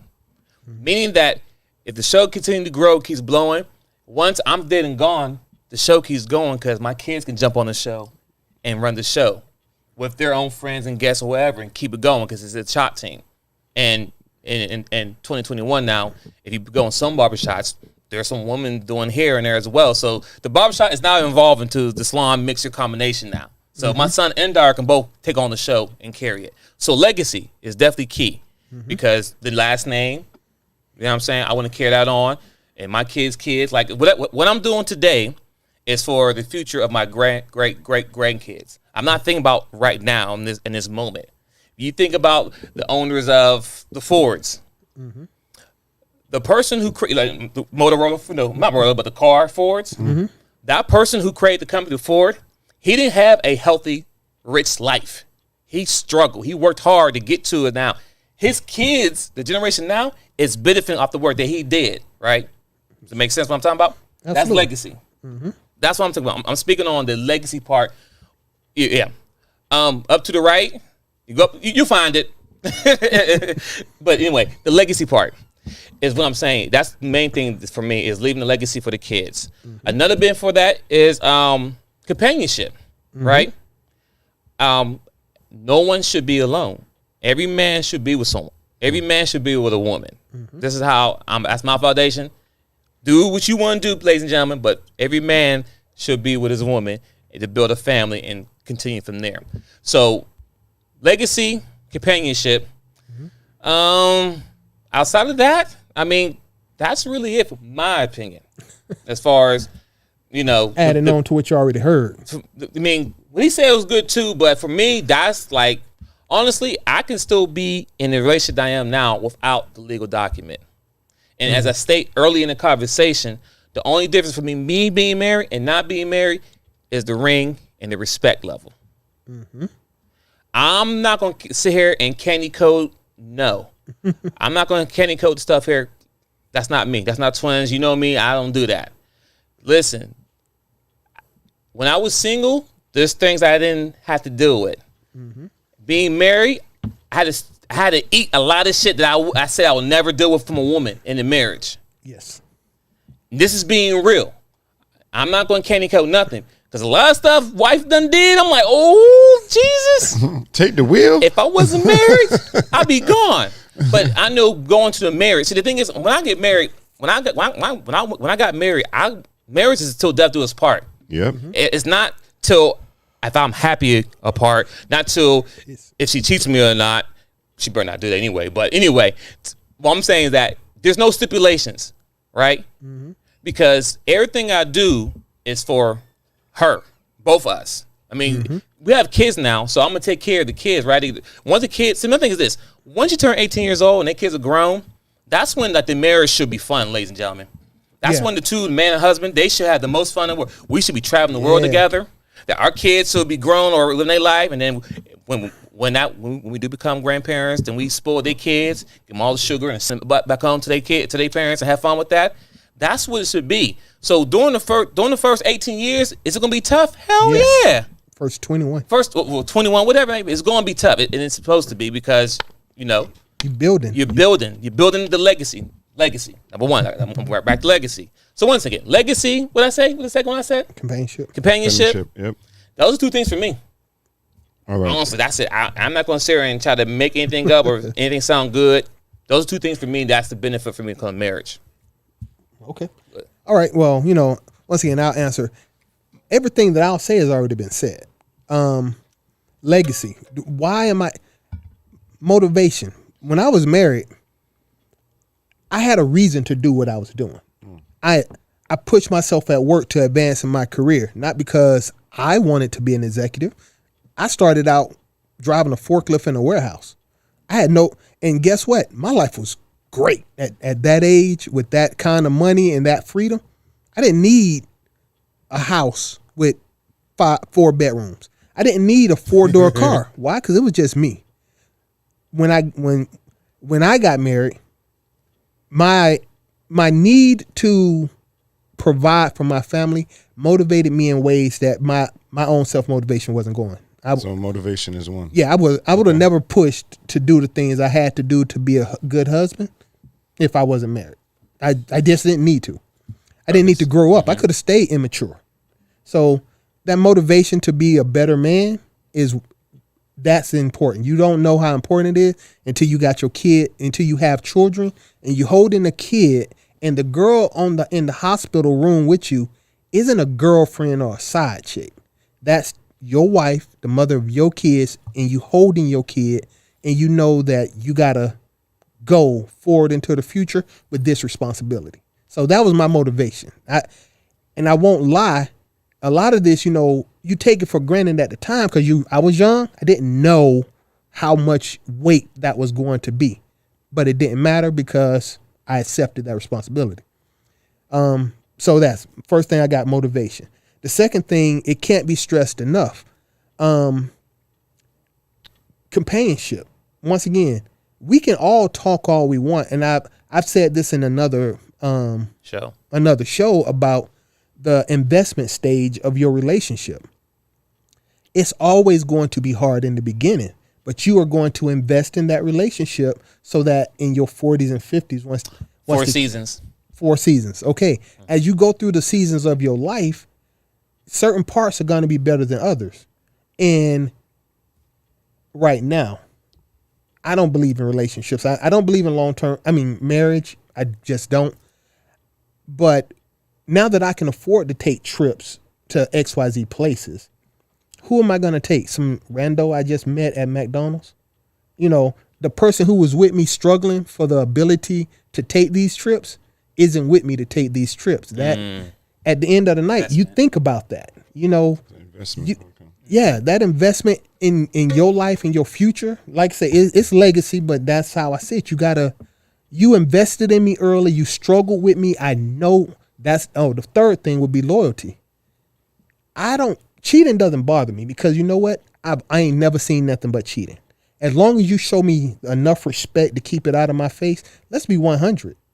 What you don't know don't hurt. You can argue that, but the point is, No. I'm not saying it's right. I'm not justifying it. But you don't know. No. Wait. Time out. Until it hurts you. No, because I also understand. I understand that 30% of children, when they do paternity tests, turns out the man is not the father. 30%. And that's real. Bruh, that's 3 out of 10 anyway. But at the same time, at one point, like you said, your part's gonna stop working. And when your parts start working, or when her tits done fail and her ass is sagging, and you can't get a hard on for her to save your life, you still like her. You still look forward to seeing her smiling at you across the breakfast table. And you're not really going to get that from, once again, a rando you met at the club, and you look goofy as hell trying to meet somebody at the club at 45 and 50.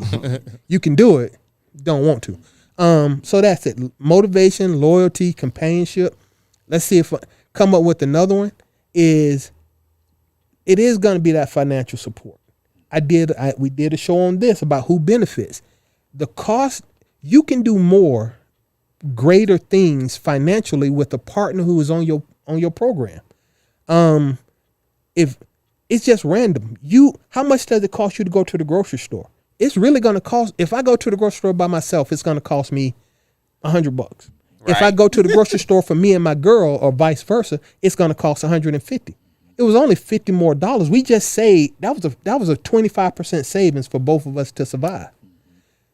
And where did that 25% go? Bank account, trips, car, future, whatever. It is actually and truthfully financially smart to get married with a partner who is working with you. So, you broke it down well, but that's it. You broke it very well. Yeah, but that financial piece for me is if you can get a partner who who doesn't plan on cashing out, bruh, I could open up businesses, baby. You go to work and all the money you make gonna go into this bank account and we're gonna open up a laundromat. And also, that's possible when you're married. It ain't possible as a single person unless you make significant amount of money. Broke people can come up with two incomes working together. Hispanics do it all the time. Asians do it all the time. So Preach. So what I say, loyalty, motivation, companionship, and the finances. That fifth piece is harder because you don't know what the end of your life looks like. Kevin Samuels has a thing, buy a dog, die alone. And this is just more than just companionship because I do want to share my time with somebody. But as I found out, even as I've gotten older, my friend group has shrunk. So when I graduated from high school, I would have told you I had 50 people I'm going to die with. That number is not the same, bruh. At the end of your life, when my grandmama when my grandfather died, my grandmama went through hell as far as emotionally because she was just left with her kids. But until my granddaddy died, them two old people were sitting on that porch together watching TV, and that's all they needed because you've invested that much time with that person, and the lack of anything else. I don't know. I'm not a psychiatrist and I'm not psychic. They might have hated each other, but they had each other. And you don't get that once again from a rando at McDonald's. So I don't know if that's longevity. I don't know what the word that is, but having somebody there at the end of all things is more important than most people invest in right now. So that would be my 5 reasons to get married. Yeah, follow-up question, sir? No, I mean I'm just soaking it up. Yeah, I'm just soaking it up. To be honest with you, I really appreciate all the ideas and everything that was said at the table today. Being the Lone Ranger here, it's learning also for me, and it's giving me some more maturity and understanding what is needed not only from me but what I'm looking for. Okay. Definitely, and I'll say this too, if you don't take nothing away from everything that we all said today, think about your marriage as far as building a house. If the foundation is not put together, it's just going to fall apart. Mm-hmm. It's going to cave in on your head. You're not going to have nothing. I can't recite what he said, though, but me and my wife, Jesse. Hey, rewind the video. right. But, you know what I'm saying? Like, one thing we say is, like, divorce is not even a conversation. Mm-hmm. That's off the table. You know what I'm saying? We got to figure it out. You know what I'm saying? But I ain't trying to quote, but one thing you should definitely do is make sure the foundation's together. Y'all both are in it for not just love, not just for the title to say, hey, I'm his husband, I'm his girlfriend, whatever. Don't do it for the title. Don't do it for love. Nope. Do it for, you know what I'm saying, like everything we said today. And we said a lot. Right. You know I don't think none of us said the word love. No. Not one of y'all actually say that. Never. No. You didn't. I was going to answer that. Go ahead. We did, but we didn't use those words. Right. I said love. Listen, offer validation. Well, you did say love, but it was a small portion of a larger. Yes. Yeah. Let's talk about what love is under this real quick. There is no love without sacrifice. Yes. A lot of people want the love, but they don't want to sacrifice. That part right there. That's the piece that many people don't understand is if I love you, I want to sacrifice for you. And a part of that in marriage, and I know we're almost pressed for a little bit of time, is it's not about equal gift. It's about equal sacrifice. Yes. So the gift is the time, the talent that you bring into it. But look at the sacrifice that one has to give or to displace in order to give that gift. of whatever that time is, the money is. Like you said, you sacrifice a lot of your health. Yeah, I call that the investment. But that's what it is, the sacrifice. So I think that's a piece that we didn't really say the word love, because I guess that's not really in our language as far as men. But we are really saying it through the actions, because love is a bunch of actions. Exactly. Not a bunch of feelings. And love has gotten a feeling connotation in our culture, in our society, that it's too intangible. But sacrifices, things that you can check off. I went to work this many hours. I slept this many hours. I did this. Those are the actions that make up the love soup. That's the sacrifice you made. You said, I couldn't be there because I was trying to do this, I was trying to do that, and I'm trying to do this, and I was doing that. That's the sacrifice.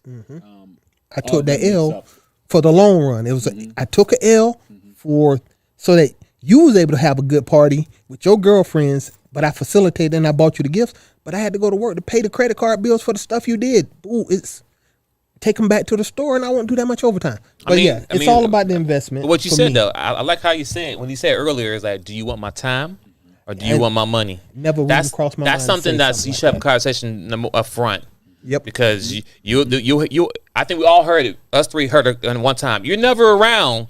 You're always working. Yeah, I hear it now, so I understand too. Yeah, but I'm saying, but it's different. It's different once.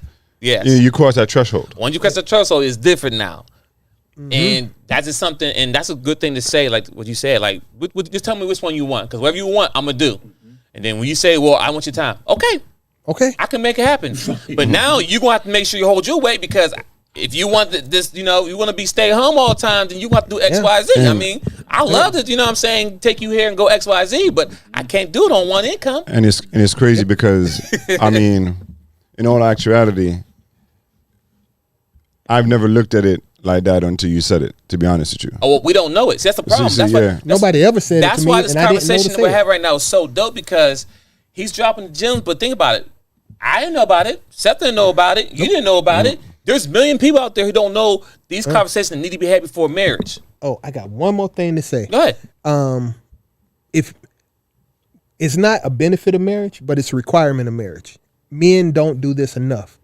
As you stated, you told her you couldn't have both. Learn to ask for what you want and expect it. Don't just keep going along to get along. Happy spouse. I mean, happy wife, happy life. Yeah. Don't believe any part of that. No. Because happy spouse, happy life. Yeah, because that's the model, right? Yeah, because that'll put you in a position of doing 30 and 40 hours of overtime to try to make her happy, and yet you have to ask her, babe, did you wash my shirt for work? And she'd be like, I was tired. You can't. And if I didn't set that expectation up front, you don't think you owe me clean clothes, and you expect me to pull the weight to keep the house going. So just make sure you learn how to ask for what you want, and be real about it. It's realistic. I required this for me to be comfortable in the relationship. If you can't do this, that's negotiables and non-negotiables. Exactly. That has to be addressed. Have those out early in the game. I learned that after my marriage. Like I say, I negotiated. I compromised so much, and the stuff that I wasn't compromising her with, I got it outside of my relationship. That's what I'm saying. I can't tell you why I did it. It was like reasons. It was a book, but I justified it in my mind because this over here is XYZ, but I can live with that if I got this. That shit, it was wrong. It was a waste of energy, and of course I'm divorced now. Consequences, but if I'd have just asked for what I want, expected it, and recognized when I got it, and made sure she recognized when she got what she asked for, we might have been better off. But I failed on that portion. I own that. I would say the failure is in the lack of counsel. You didn't have wise counsel. You didn't have, and so I would say this for me, and I'll be quiet, is you have to surround yourself with the type of people you want to be. Okay? Because if not, if you are seeking to be married, you have to be strong enough to stop hanging with single people or talking about your monogamy problems with infidelity. Single people, right? Single people. It don't work because the advice and mindset that they have, the paradigm in which they construct their thoughts, are not going to be the same lane that you're on. Mm-hmm. So you have to surround yourself with the type of people that you desire to be one day. And it might not be cool. You might be drinking with them. You're not about to be smoking with them. But the things you're going to get from them, unlike your friends who you're just venting to because they're your homies, they're your homegirls, they can be actually your curse. Facts. Add on to what you just said. Me and all three of my best friends at the time, we were all married. So Same amount of time? Yeah, at the same time, man, me, Rob, Bam, we were all married. No, about the same amount of years. Well, we were the same age, yeah. So that's not wise counsel. Once again, I didn't have any older. But see, you everything you're saying, I can't disagree with it. The fact is, we were 4 young men who I considered my best friends at the time, me and 3 others. We were all married. We all had young children. I mean, I got godchildren everywhere. You know what I'm saying? The point being is that we were all married at roughly within a 5-year period. All of us were married. We all had kids fairly quickly in the marriage. And we all young trying to figure out what to do with our lives. So I wasn't hanging around with single friends. I had my boy married, my boy Drew married, my boy Bam married, and we sitting there and our wives hanging out together. And yet all of us were effing up the exact same way. We were all effing up the same way. So hence the blind leading the blind. So nobody was seeing correctly, but everybody was giving advice on consultations. This is what me and her were doing. Experiences. So there you go. We got again the key here. Before I want to make sure you understand, hear what I just said. Surround yourself with the people you want to be like. So, which means if you want to be married for 30 years, find somebody. You should be married. You should be hanging out with people who've been married for 30. It could be your mechanic. Yep. It doesn't have to be someone in your close counsel, a family member. Just be willing to listen. That's where I got the healthy hoe from. I was getting my girlfriend at the time. I was getting some car parts to her at a guy who's doing stripping his car in his garage in his driveway. He said, "You can come over. You can pull the car off yourself, and I sold it to you for dirt cheap." And as we were talking, I've been talking about my relationship, and he was like, "Do not marry someone who has a mental illness. Not unless they are actively working on managing that mental illness, because that mental illness will create mental illnesses in you." Mm-hmm. Insecurities. And I didn't understand that at the time, but again, he had been married 20 years. So again, surround yourself with the people you aspire. Here we go. Aspire to be like. So one of my quotes I love to put out there is, "Aspire to inspire before you expire." Say that again. Aspire. It means to have aspirations, to inspire others, to create inspiration before you expire. So, like I said, that was the reason why I asked you two gentlemen just to list 5. Because I know there's a lot more you can list, right? Sure. Both of y'all. But I also wanted his opinion because he learned from what he has been through. So I want that advice also, because that's going to teach me or help me or guide me in a sense. Hindsight, brother. And how to maneuver in certain things. Another thing is too, so great that you're getting this information from all different directions, right? So you soaking it all in. What information is she soaking in as well? And that's something it must happen. She need to talk to women who are 20 years in plus marriage, not the same age. Yeah, years in. Because we all dummies being dummies. Because, like I said, at the end of the day, it's not men who's leaving marriages. Sorry. Or it's not men who's filing for divorce. I'll say that part. Because men do leave too. Yep. Men do leave. So you just walk out. But just be clear though. They're not filing for divorce. They ain't filing for divorce. So guess what? If a man walks away from his wife and kids, XYZ, right? He's still making good money. And he go down the street and get hit by a car, guess what? His family's still good because she's still legally married to him. Mm-hmm. That's a benefit for the woman. Not for the man, that's a benefit for the woman. But the point I'm trying to make is, the point is she's still covered and the kids still covered if he decide to leave, even though he ain't in the house physically.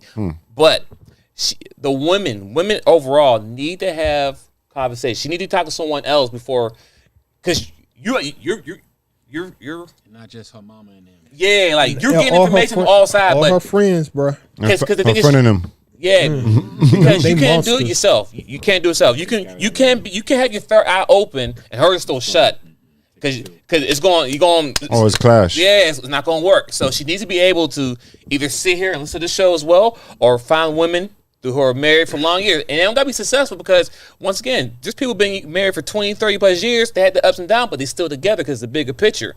In this day and age, in 2021, the marriages is different from what it is. Women don't value, the value of marriage has decreased from what it was back in the 60s and 70s. I'm sorry, it's a fact. Women are breaking up marriages and leaving homes just so they can get a check. And then, when the father's not in the house, there's chaos. Yeah. That's why we have all these little, man, I'm not getting to it, but that's why we have everything going on in the world right now, because we don't have men in these houses raising these young boys. Yeah, that simple. Go ahead. You remember I had that argument months ago? Yes. We need to have a whole show with you talking about appraising, because it's a lot of stuff that I said, but I was defensive from a male point of view, trying to talk to I'm going to say feminist about, let's call it like it is, talking to a feminist, because you can't try to justify that kind of stuff without taking into the fact that these facts happen. This circumstance is where we're at because these things happen. A lot of conversations that you have, they always try to leave out, and I say I'm saying women at this point, men versus women in these conversations, especially with the father not being in the house, is because you don't want to take into the fact the holistic situation. Your personal anecdotal situation isn't the fact. Absolutely. That's your fact. As you said, the numbers don't lie. I might say I got divorced and I had this right here, but my divorce was irreconcilable differences, which at this point is running about 90% of all divorces that are filed are because of irreconcilable differences. That means nothing. You got divorced for no reason you couldn't have worked out. You might have got beat on. You might have got raped. You might have legitimate issues. Doesn't matter. The number says 90% under that. Unless you can unpack that, if you just keep slapping that Band-Aid on top, you could die from an infection just because you put a Band-Aid on top of something that needed to be dealt with. Right. Cleaning fast. So I think we should have a conversation, because that appraising women and men not being able to praise, how 85% of young black men are raised in single-parent households led by the woman. That's fact. You can go to websites. 85%. Where are men going to learn how to appraise women when my mama has on fake nails, fake eyelashes, fake hair, and a BBL? And that's what I see every day. And so twerking it and popping it on OnlyFans. And that's what I see. And now I'm supposed to praise a woman based on what? Because I got zero factual basis of appraisal. So I want to talk about that. We need to end this because it's like 2 hours long. I'm gonna say one more thing. I'm gonna say one more thing. Another one. Hence the reason why I asked for 5 from y'all. Why? Because if I go on YouTube, the first thing I see is a girl dancing, right? If you go on Instagram, the first thing you see is the fake lashes, the hair. I'm looking past that. I need 5 reasons or 5 opinions that I can dissect myself to make it work for me. Because what works for you works for you. What works for him works for him. Yeah, we need a chalk. So that's why I asked for those 5. And I appreciate y'all. And I love all 3 of these black kings on this show right here. I appreciate y'all. Thank you, sir. You're welcome. Once again, I want a disclaimer. I was black pill as hell towards relationships after I got divorced. I am no longer that way. I want relationships to work. I just don't think I want to bring the government into it, because the government gives a back door that without that incentive to leave, you might choose to stay versus cashing out. And then like my ex, I'll be honest, I got that phone call. How you doing? Maybe we can work something out. What you up to? Yeah, it's nice to have that conversation after you done cash the check. Return the money, and then we can try to work this out. Yeah, get a refund, and then I want to retire again off of this. I want to double dip. You know what I'm saying? I can't trust you, boo. You already cashed out one time. I've ran the streets, boo. in any other, come on, let's be honest. For most of these divorces, I'm gonna say this: if you put this straight up on street, people die in the streets for what go on in the courthouse, because you have to suck it up. They get to talk to you any kind of way. They get to do you anytime, and they got to take your money. In the street, you be like, yo, if you did this on the corner of Crenshaw and Fifth, I'd have just shot you and walked away. But now I'm in the courthouse begging you not to take more from me. Anyway, like I said, I just think we should end this one, not because I don't like this long, but I do want to do another one because you got things to say. All right. So, anything closing remarks? We close out here. No. Thank you for having me. I appreciate you guys giving me the opportunity and the platform to kind of put some of the things out there that we normally don't talk about, that we really need to talk about within the community, especially us as men.